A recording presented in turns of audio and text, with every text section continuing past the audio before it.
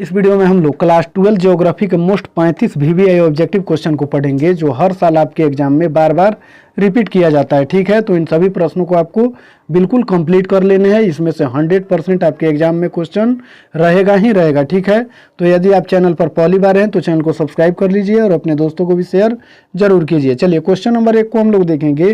देखिए question number 1 में है कि मुंबई में पहला आधुनिक सूती वस्त्र कारखाना स्थापित किया गया क्योंकि, तो इसका राइट आंसर हो जाएगा ऑप्शन नंबर सी, यह कपास उत्पादक क्षेत्र के निकट है।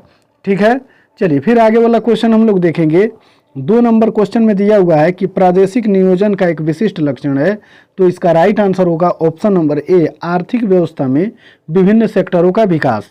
चलिए फिर 3 नंबर क्वेश्चन को हम लोग देखेंगे। इसमें दिया हुआ है कि भारत में वायु परिवहन सेवा की शुरुआत कब की गई, तो इसका right answer option number B होगा 1911 ईस्वी में। कब? 1911 ईस्वी में। चलिए फिर आगे वाला क्वेश्चन हम लोग देखेंगे। 4 नंबर क्वेश्चन में दिया हुआ है कि पूर्व पश्चिम गलियारा जोड़ता है, तो इसका right answer option number D हो जाएगा सिलचर को पोरबंदर से। किससे? सिलचर को पोरबंदर से जोड़ता है। ठीक है, ऑप्शन नंबर डी। चलिए फिर आगे वाला क्वेश्चन हम लोग देखेंगे। 5 नंबर क्वेश्चन में निम्नलिखित में से कौन स्थलाबद्ध पोताश्रय है, तो 5 का right answer option number C हो जाएगा, विशाखापट्टनम हो जाएगा। चलिए फिर आगे वाला क्वेश्चन हम लोग देखेंगे। देखिए 6 नंबर क्वेश्चन में दिया हुआ है कि तूतीकोरिन पतन स्थित है, तो इसका राइट आंसर हो जाएगा 6 का ऑप्शन नंबर सी, तमिलनाडु में। यानी जो तूतीकोरिन पतन है वो तमिलनाडु राज्य में। ठीक है, चलिए फिर आगे वाला क्वेश्चन हम लोग देखेंगे। 7 नंबर क्वेश्चन में है कि अम्ल वर्षा का कारण है, तो ऑप्शन नंबर ए में दिया हुआ है जल प्रदूषण, बी में ध्वनि प्रदूषण, सी में वायु प्रदूषण और डी में भूमि प्रदूषण। तो इसका राइट आंसर होगा ऑप्शन नंबर सी, वायु प्रदूषण। ठीक है, यानी जो अम्ल वर्षा होता है वो वायु प्रदूषण के कारण ही होता है। चलिए फिर आगे वाला क्वेश्चन हम लोग देखेंगे। 8 नंबर क्वेश्चन में है कि भारत में प्रथम नाभिकीय ऊर्जा परियोजना स्थापित की गई थी, तो इसका right answer option number B हो जाएगा, तारापुर। कहाँ?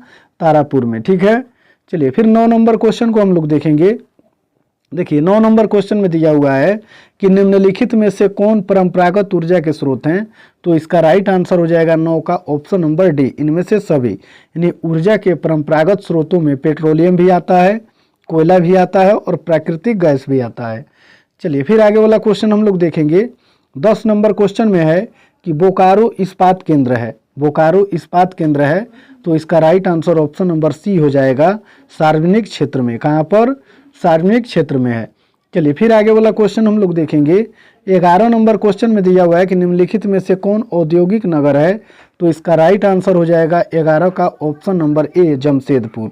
ठीक है, चलिए फिर आगे वाला क्वेश्चन हम लोग देखेंगे। क्वेश्चन में है कि निम्नलिखित में से कौन सांस्कृतिक नगर है, तो इसका right answer option number B हो जाएगा, लंदन। क्या होगा? लंदन। और क्वेश्चन को देखेंगे। देखिए 14 नंबर क्वेश्चन में दिया हुआ है कि निम्नलिखित आर्थिक क्रियाओं में से कौन ग्रामीण अधिवासों से संबंधित है।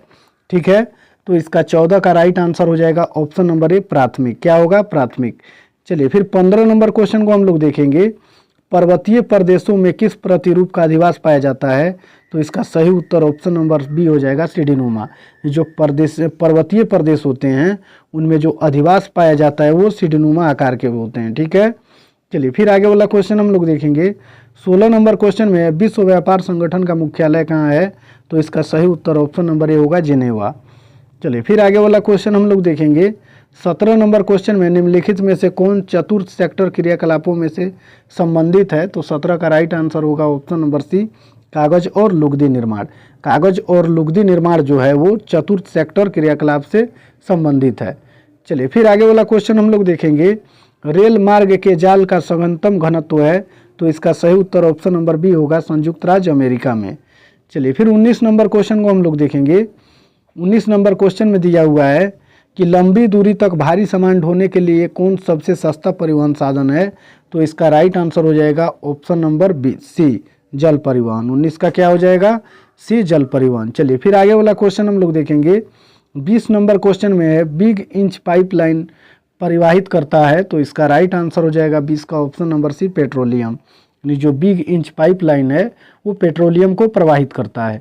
चलिए फिर आगे वाला क्वेश्चन हम लोग देखेंगे। क्वेश्चन में भारत एक सदस्य है, तो इसका right answer option number A होगा, साफ्टा का। भारत जो है वो साफ्टा का सदस्य है।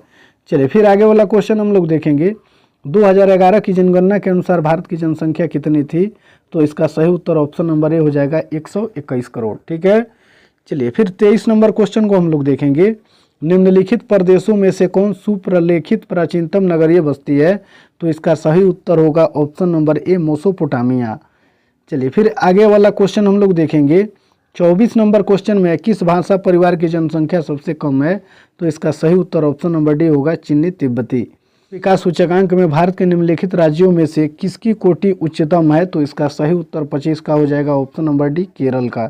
ठीक है, चलिए फिर आगे वाला क्वेश्चन हम लोग देखेंगे। भारत की जनसंख्या के अनुसार निम्नलिखित में से कौन नगर की परिभाषा का अंग नहीं है? तो इसका right answer option number D होगा 75% से अधिक जनसंख्या का प्राथमिक क्षेत्र में संलग्न होना। ठीक है, चलिए फिर आगे वाला क्वेश्चन दिया हुआ है 27 नंबर में, हीराकुंड परियोजना अवस्थित है? तो इसका सही उत्तर हो जाएगा 27 का ऑप्शन नंबर ए उड़ीसा में। जो हीराकुंड परियोजना है वो उड़ीसा में है। ठीक है, चलिए फिर आगे वाला क्वेश्चन हम लोग देखेंगे। 28 नंबर क्वेश्चन में है कि निम्नलिखित में से कौन सबसे छोटी है? तो इसका राइट आंसर हो जाएगा 28 का option number D Narmada basin. ठीक है, चलिए फिर आगे वाला क्वेश्चन हम लोग देखेंगे। 29 नंबर क्वेश्चन में दिया हुआ है कि निम्नलिखित में से कौन रेशेदार फसल है? तो इसका सही उत्तर 29 का हो जाएगा ऑप्शन नंबर डी कपास। नंबर क्वेश्चन को देखेंगे। हरित क्रांति संबंधित है? तो इसका right answer option number A हो जाएगा खाद्यान्न उत्पादन से। क्वेश्चन में है कि निम्नलिखित में से कौन भारतीय कृषि की समस्या है? तो इसका right answer option number D हो जाएगा इनमें से सभी, यानी निम्न उत्पादकता, विखंडित जोत, अनियमित मानसून, ये सभी भारतीय कृषि की समस्या है। ठीक है, लिखित में से कौन मानव भूगोल का उपागम नहीं है? तो 32 का right answer option number C होगा मात्रात्मक क्रांति। जो मात्रात्मक क्रांति है वो मानव भूगोल का उपागम नहीं है। चलिए फिर 33 नंबर क्वेश्चन को हम लोग देखेंगे। निम्नलिखित में से कौन विरल जनसंख्या वाला क्षेत्र है? तो 33 का right answer option number A हो जाएगा पश्चिमी यूरोप। चलिए फिर 34 नंबर क्वेश्चन को हम लोग देखेंगे। निम्नलिखित विद्वानों में से किसने मानव विकास सूचकांक का निर्धारण किया है? तो इसका right answer option number B हो जाएगा डॉक्टर महबूब उल हक। किसने? डॉक्टर महबूब उल हक। चलिए फिर आगे वाला क्वेश्चन हम लोग देखेंगे। 35 नंबर क्वेश्चन में है रबड़ किस प्रकार की कृषि की उपज है? तो इसका सही उत्तर हो जाएगा 35 का ऑप्शन नंबर ए रोपड़ कृषि का। ठीक है,